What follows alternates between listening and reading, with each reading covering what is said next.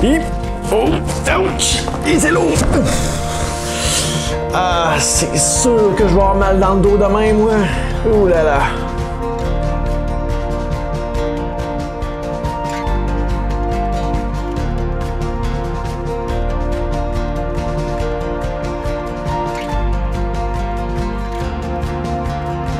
Hey, salut la gang, c'est JP pour l'école du jeu et aujourd'hui je vous propose notre segment What's in the Box, segment mensuel à peu près que j'anime sur la chaîne dans lequel je vous présente les derniers jeux que j'ai reçus, que ce soit d'une commandite, d'un distributeur ou des jeux que j'ai décidé de faire l'acquisition, que j'ai acheté. Donc là-dedans on a un peu de tout, je vous présente aujourd'hui 4 boîtes. Il y a des jeux que vous avez probablement déjà vu passer sur la chaîne au moment où cette vidéo sera disponible et d'autres jeux dont je n'ai pas encore parlé ouvertement. Peut-être donc quelques petites surprises.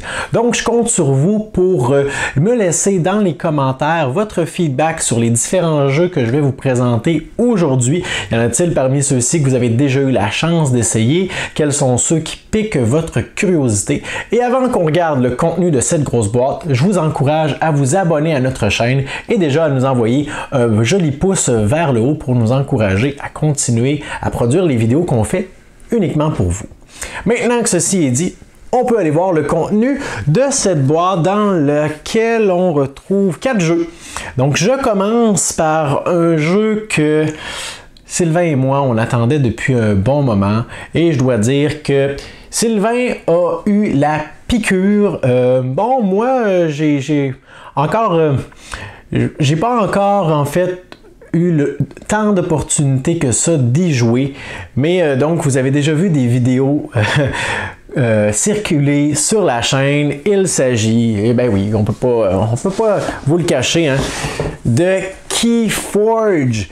Donc Keyforge est le dernier bébé de Richard Garfield qu'on connaît pour avoir en fait mis au monde l'univers de Magic the Gathering. Là, je pense que vous le voyez pas sur la caméra, là, mais j'ai comme plein de cartes dans le coin là de la bibliothèque, mais je crois que c'est hors du champ de la caméra. Donc Richard Garfield qui a voulu régler quelques petits problèmes, pas des problèmes, mais des situations, s'adresser à un nouveau public en gardant un peu l'essence de Magic. Alors dans Keyforge, on aura des decks uniques à travers la planète.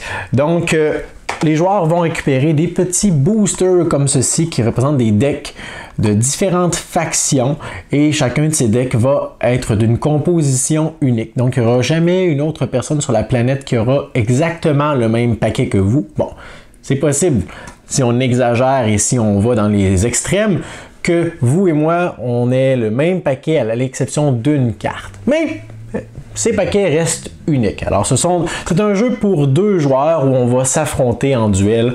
On va utiliser nos cartes pour essayer de forger 3 clés en récoltant de l'ambre ou de l'ember en fait. Bref, si vous voulez avoir plus d'informations sur le jeu, on a déjà fait en date d'aujourd'hui des vidéos de déballage de paquets uniques pour vous les présenter. Sylvain a déjà fait une vidéo pour vous faire part de ses premières impressions un peu après ses premières parties. Alors si ce n'est pas déjà fait, je vous invite à aller voir ces vidéos. Je vais les faire apparaître dans le coin là de l'écran où comme ça vous pourrez les consulter. Donc on a Keyforge. Ici c'est la boîte du jeu de base dans laquelle se trouvaient 4 paquets et j'ai réussi à mettre la main sur un paquet supplémentaire aussi. Alors, je mets ça de côté. On continue notre déballage avec un autre jeu que j'attendais depuis un bon moment et que j'ai bien hâte d'y jouer. Donc, je n'ai pas encore eu l'occasion de le sortir. C'est le dernier exemplaire de Unlock, série que j'apprécie beaucoup. Pour l'instant, ça c'est la 4e boîte qui est disponible. La 5e a déjà été annoncée au moment où on se parle en Europe. devrait sortir au Québec peut-être au début 2019 si on est chanceux. Mais là, je vous parle de la 4e boîte avec les scénarios La Nuit des Croque-Mitaines, Le Dernier Conte de Scheherazade, quelque chose comme ça, Scheherazade et Expédition Challenger. J'ai vraiment hâte d'essayer. Surtout en fait, le scénario avec les dinosaures, c'est une thématique qui m'accroche tellement. J'ai hâte d'y jouer. J'ai dévoré tous les autres scénarios de la série Unlock. Vraiment hâte de voir ce que nous réserve cette jolie boîte. Alors, je mets ça. Je vais tout simplement empiler mes boîtes là, dans ce coin-ci parce qu'on veut se garder un peu de place, là. On continue avec un jeu que je vous ai présenté tout récemment sur la chaîne dans un déballage. Un jeu qui en fait, qu'est-ce que je pourrais vous dire sur ce jeu-là? Que j'avais hâte d'essayer et de voir en vrai parce que je trouvais la boîte tellement magnifique. Elle est lourde. En plus, je vais utiliser mes deux mains. C'est Brass Lancashire. Alors, Brass Lancashire, premièrement, la boîte est magnifique, là, on ne se le cachera pas. C'est la réédition de la version originale de Brass qui date de 2007, si je ne m'abuse. Mais ici, on a complètement refait le visuel et le jeu est magnifique. Mes amis, le jeu est de toute beauté. C'est un jeu purement économique. Et ici, j'ai la version Deluxe. Alors, les composantes sont plus épaisses. Il y a également, au lieu d'avoir des rondelles de carton pour représenter l'argent, on a des petits jetons de poker qui sont assez lourds également, qu'on peut manipuler, qui sont merveilleux, qui sont super.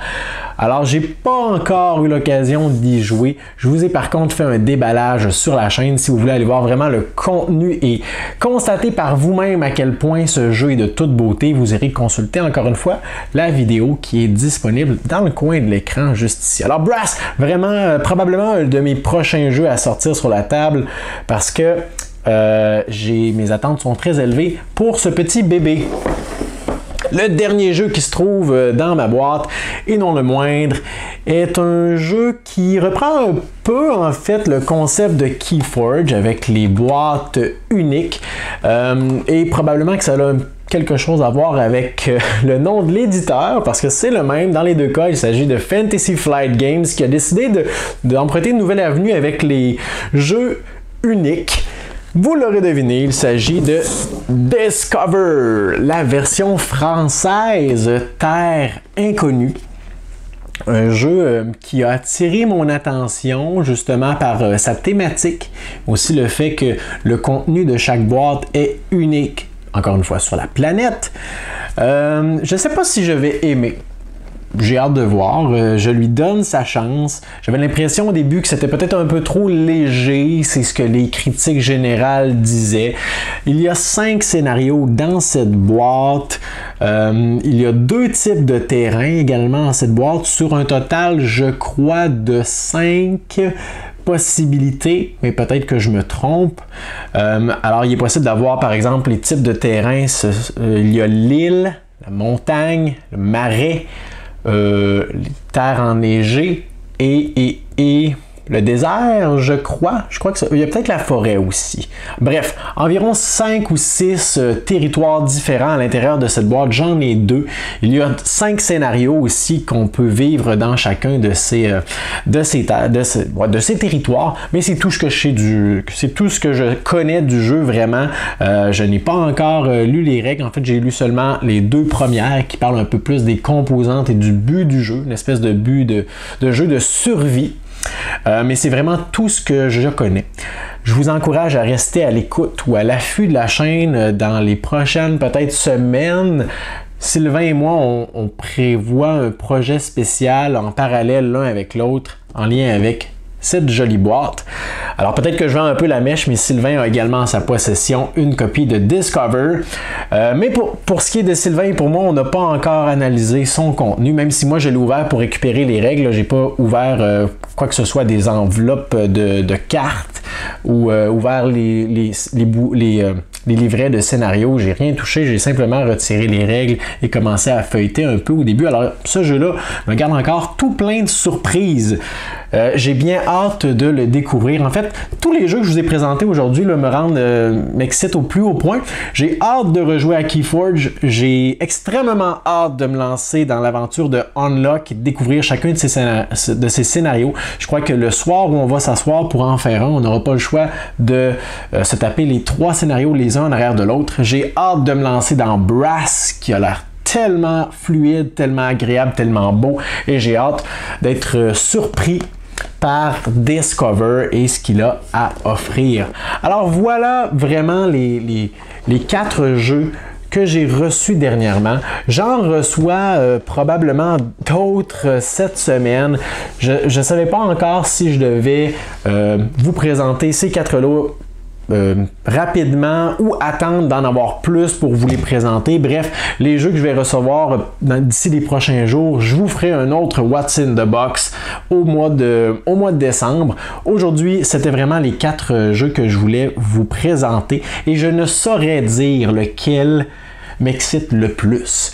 Si vous voulez m'aider, n'hésitez pas à me laisser dans les commentaires lequel de ces 4 jeux-là je devrais mettre de l'avant, c'est-à-dire dans lequel je devrais me lancer en priorité. J'ai déjà fait une partie de Keyforge, j'ai hâte d'y rejouer, mais pour ce qui est de ces 3 jeux-là, je ne sais pas encore ce qui m'attend et je suis trépidant d'excitation si ça ne paraît pas déjà. Bref, merci de m'avoir écouté. Je vous encourage à me laisser des commentaires sous la vidéo, envoyer un pouce vers le haut, vous abonner à notre chaîne si ce n'est pas déjà fait et moi je vous dis merci pour votre écoute, à la prochaine.